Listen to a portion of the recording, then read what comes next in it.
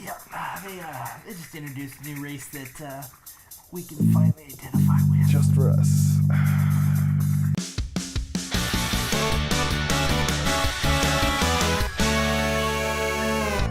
Hi everybody, welcome to GameGorgon. My name is Crew. I'm Indigo. Today we're here to talk to you about Battle for Azeroth, a release date, and some other cool little things that we saw while we were looking up stuff. That was a really fucking terrible intro. What did you say? I don't know. That was just terrible. I didn't know what I was saying. Battle for Azeroth is coming out August 14th.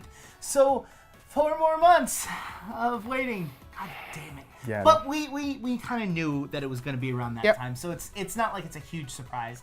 But we did get a new trailer with the release date, and it shows and highlights and kind of like hints at some really cool stuff that could be really, really fun. Yeah, there's actually a lot of, not information there, but a lot of just demonstration, I guess you could call it, of stuff that I don't think we got to see enough of in the past. No.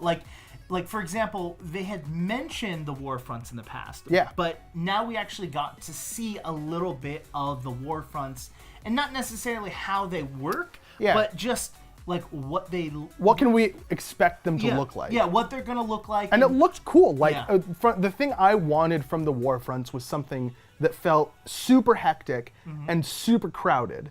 And that's kind of what I felt from those cinematics. And again, it could be them like cherry picking little bits and pieces of the gameplay experience. Not only that, it was just like short clips of everything. So it's like they're like, oh, here's one thing, and then an hour of waiting, and then here's another thing, and then an hour of waiting. But that's what I'm saying. Like they've got enough game experience to know not to be super duper boring in like specialty events. We also kind of got a hint at a couple of new, not necessarily playable races, but races that are going to be in that world and in the new zone, including a new tribe of humans that are a little bit more sexy, I would say. Yep. The race is called the QueueTimes humans. Because they're so cool!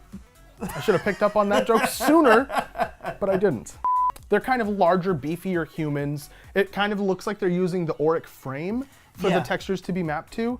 And then the females kind of look like they're using extended dwarven frames. The female dwarves specifically. The female dwarven frames, because they've kind of got the same aspect ratio between proportions. Like, exactly. So it's like, it's just kind of like, oh, we're stretching you and now you're tall. Like, yeah, which is cool. Like, I definitely like the way they look. Then there's the Vulpera, which are like Chua from Wildstar. Yeah, little fox people. They're clearly, very clearly using the same frames as the goblins.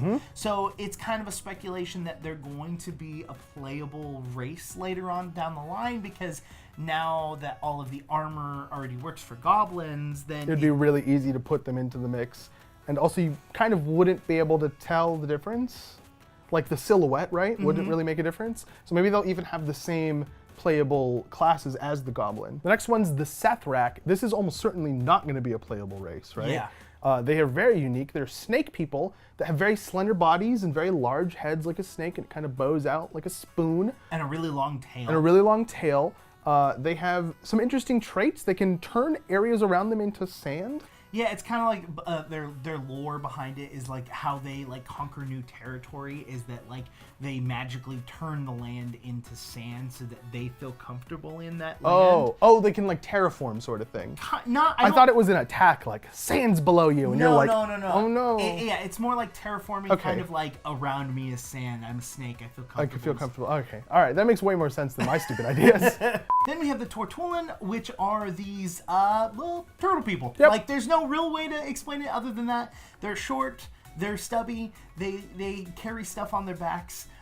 We do know that they're going to be, at least lore-wise in this zone, important because we've kind of heard and gotten data mined information that there is reputation involved with the organization. Which is good because I like them. Yeah, they're kind of cool. And it means you have to interact with them. I hope that their like speech isn't super slow and you can't skip it. I have a favor. Just a lot of ellipsis between every single word. It's just like a 4-sentence like quest dialogue is like you have to scroll for like a mile. Last but not least, we have the most f***ed up thing I've ever seen in a video game, a cannibalistic race of blood trolls. Why would you do that? Like, that's f***ed up. Because they're also the bad guys. They're also like, and I gotta be honest, I may be a messed up individual. They look so cool. They look f***ed up. They've got like blood arms and blood feet. They do. It's just like they were walking in a pool of dead things. Yeah. And they just didn't clean up afterwards, but all the time. And they've got like all of their weapons that they have a little bit of blood on the ends of all of them. So It's cool. it's like they ate a snack and then they were like, ding, ding, ding. This looks sturdy. I'm just gonna put it right there. Like. It's awesome.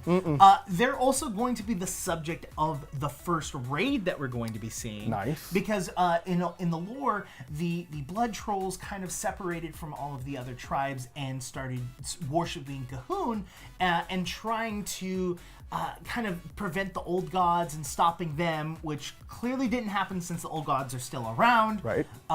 And so the first raid we're going to be seeing is going into this laboratory that these guys kind of used to run and deal with, and going through the labyrinth and going through and finding Cahoon himself. Yeah, we have a ton of information about the raid, but we don't want to spoil it for people that don't want it to be spoiled.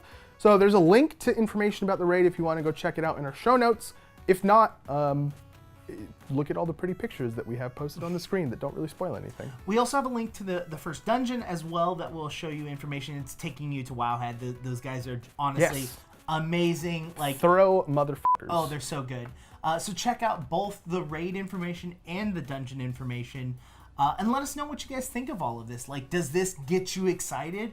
Head down in the comments and let us know. While you're down there, hit the subscribe button, hit the little bell icon, because the subscribe button doesn't really mean anything. It just enables the little bell button. Also, like the video. That's a third button that we'd like you to hit. And follow us on Twitter. You can get me on Twitter at KruegQT. I'm Indigo, and you can get me on Twitter at IndigoQT. You can get a hold of both of us at _QueueTimes. So true. We've been GameGorgon. Bye, guys.